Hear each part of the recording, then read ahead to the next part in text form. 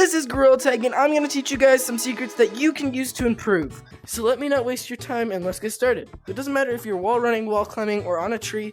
While you're in the air, you have so much airtime, it's a good idea to make some use of the airtime. So looking behind you to see if there's any taggers is a good thing to do. So what I do is I like to use my stick and turn around like this, because when spinning, it might look completely blurry, but I am able to see a tagger because they're bright red, and I will be able to spot whether a tagger is right behind me or not. So if I'm falling, I can just spin around real quick, and I will have seen the blur of a tagger, even though it was super fast. Tip number 2, I know you can climb like this or elevator climb, but if you decide to wall jump, that's okay too, and I'm going to show you how you can do that a little bit faster. You're going to use a little wall running just to go a little higher for each time you're on a wall, and you don't really need to know how to wall run, you're just going like this really fast. So basically, instead of just bouncing off, I'm hitting up 3 times. And when going super fast, you can get a lot of height with each one, and now I'm at the top a lot faster. Now, a problem I was getting in my last tutorial video was that people aren't sticking.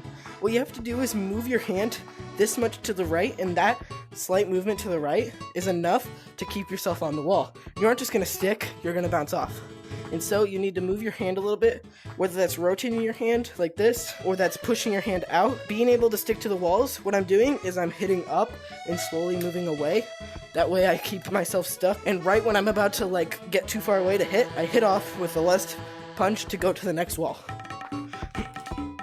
It's not perfect, but for anyone who's just wall jumping to try and chase after you, you will have the advantage because you're going much faster than they are. If they're a tagger monkey, you're going to have to go a little bit faster, but you can still get up there before them.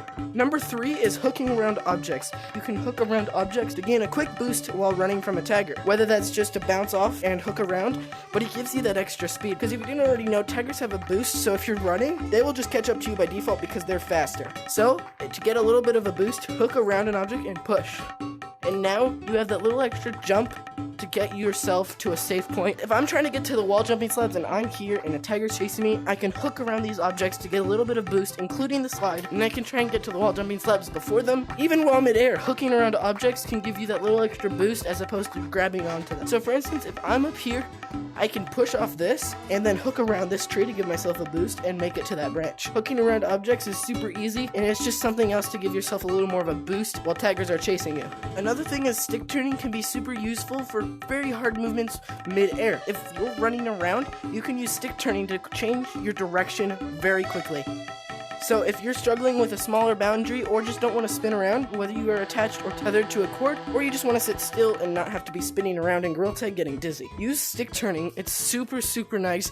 I use it all the time. So if I'm falling, I can spin and then I slightly adjust my rotation. And using this mid-air doesn't affect anything because it doesn't affect your speed, and it's just so useful to use while you're falling. These are just some of the tricks that you can do to make yourself a little bit better at the game. I hope this tutorial was useful, and I'll catch you guys in the next one. Bye.